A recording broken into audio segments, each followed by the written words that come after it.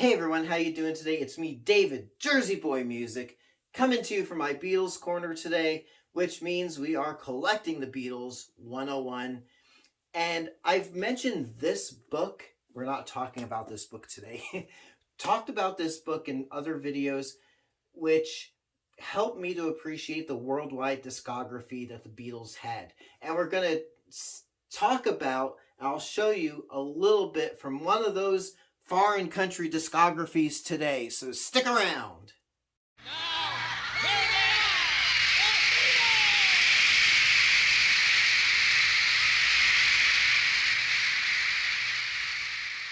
So yep, we're going to be talking about 4 albums from the Beatles' German discography. Now, we're talking about 4 of the Canon albums. There was, off the top of my head, a collection that was done, like a compilation album, and 2 of the American albums were also released in Germany on the Odeon label, but we're not talking about those 3. We are talking about the first 4 official Beatles albums from the worldwide discography. So, without much further ado, this is a really big shoe, and we'll try to keep it going good. So we're going to talk first about, I'll show you first and these are the albums in my collection. Okay, I didn't knock over a record store or anything to get this or whatevs. So the first Beatles album that was released was this one.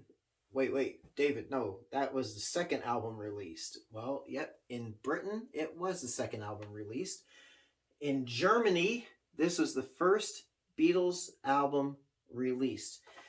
It was released on November 12th, 1963 with the Beatles. And it was released on the Odeon label. And as you can tell, the cover art is a bit different. The picture is the same, but it's really grainy. It looks like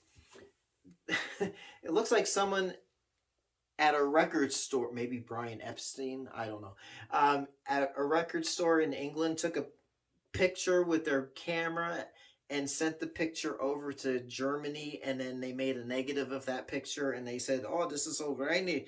Was we do? Me miss order change." So they got the grainy picture on there. Obviously, the banner on top is different. Liner notes on the back are in German. Song titles are in English with, bigger font than what we're used to. And this is a late 60s pressing. So you've got some of the later albums there for your edification. So that's what we got first up. And after I show you these albums, I'll tell you a little bit about the labels and the not the variations, but the best pressings that I found you can get. So the second album that was released was the Please Please Me album. Yep, that was the Please Please Me album. I gotta get my notes here.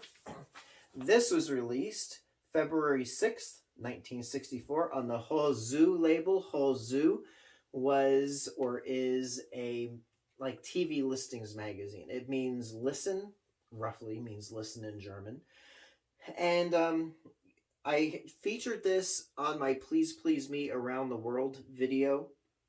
So this caption here, De Zentraltankschaft der Weltbahn wer aus Liverpool, roughly translates into English with a fresh translation. I think I had another slightly different translation on the Around the World video. Says the central dance creation of the world, famous for from Liverpool. Now keep in mind, the Beatles played in Hamburg, Germany from 1960 to 1962. So Germans, especially in Hamburg, yes, I'm saying it like a German, the Deutsche Weg, they were probably familiar with the Beatles. So there you go. Again, this is liner notes are in German, song listings, and then other albums on the Hozu label. Now, even though this is Hozu, this is still pressed and issued by Odeon Records, basically like a subcontract. So, just a little side note: Hozu albums, Beatles albums, were "Please Please Me," "Help," "Sergeant Pepper,"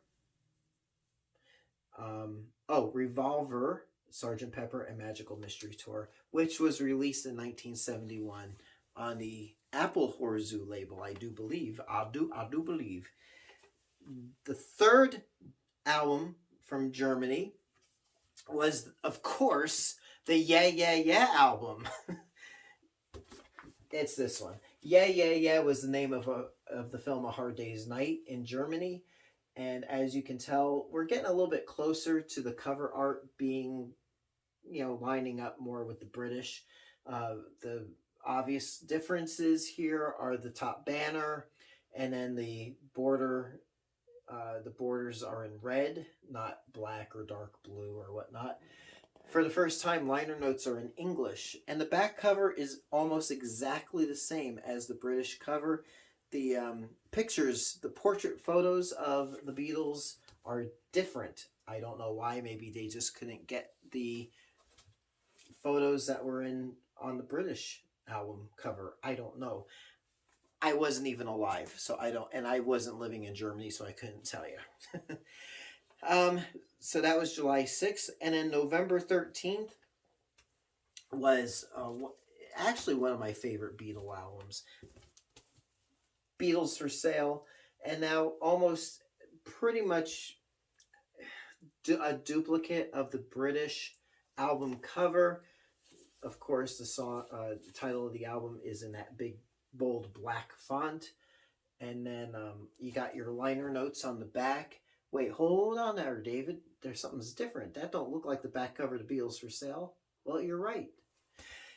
This is not a gatefold cover. It's a single pocket. Something with these German albums, and growing up in the United, whatever it is, the USA, we had these nice thick cardboard covers, and so to me, like these really paper thin covers, very flimsy, but they do hold up pretty well. So there you go, Beatles for Sale, really nice. So now you're probably thinking, okay, well, David, what pressings do I look for? I mean, aren't all the German pressed albums really, really good because them Germans? Well, let me give you a really brief primer of what to look for. So, I would say the first pressings on whether it's Odeon or Hozu, with the catalog numbers. So, first off, the original catalog numbers for the Odeon pressed releases had an SMO prefix. The Hozu albums, which was, again, Please Please Me, Help, Revolver, Sergeant Pepper, Magical Mystery Tour, had an SHZE matrix number or catalog number prefix. So, you can get those catalog numbered albums as long as the matrix number isn't a -1 matrix number. So that, like, for example, my Please Please Me album is Hozu. It's got that original SHZE117 catalog number, but it's got a -2 matrix number. So, that sounds really good. The -1 matrix numbers, from what I've researched, are, they got compression. They're not really great sounding. I do have a Odeon copy of the German Revolver on Hozu, and it's got the blue label, so it's like a 69 printing. It's not that great. Got a couple of dropouts. It's not the best sounding version of Revolver that I have. However, the later Apple German pressed Revolver is excellent. So think along the line, they remastered them, got rid of that compression, and really made it more audiophile. So you want to look for those later pressings. So later on, they started issuing, see if we can see these, issuing the updated, more audiophile versions with these 1C matrix numbers, or I keep saying matrix, but they are in the matrix. I gotta say catalog numbers. So the 1C072 and the 1C062 catalog numbers sound really good. So if you find those, you're still getting the German versions of these albums, but they sound really amazing. And if all else fails, I mean, they reissued Please Please Me in the late 70s on the EMI Electrola label with the Apple record label on it. This is a 1C062 catalog number. Sounds really good, and it's the same matrix number as my other -2 Please Please Me on Hozu. So, also go for those. It sounds really good. And if and I'm going to cover the next little set of German Beatles albums. In my collection, I don't have the full range of the Beatles albums. I do not have, as of this video, I don't have Sgt. Pepper, Magical Mystery Tour, The White Album, Abbey Road, Yellow Submarine. But, if I get them, I'll review them. So there you go. Patronize your local record stores. Flea markets, antique malls usually have record dealers. So check with them, see if they have maybe some of these pressings. Like I said, I got a bunch of these at a thrift store some years ago at a really reasonable price. If you do have to go online, you can visit me at jerseyboymusic.net. Shameless plug. I do have some Beatles stuff up, but I got lots of vinyl. I've got over 350 albums up right now. So if you see something you like, hey, buy it. All right. I test everything, clean it, test it, make sure it's in good condition so you're not surprised. So there you go. Until next time, again, it's me, David. I'm in the Beatles Corner. I will catch you on the flip side. Happy collecting, and we'll catch you soon. Thanks for watching.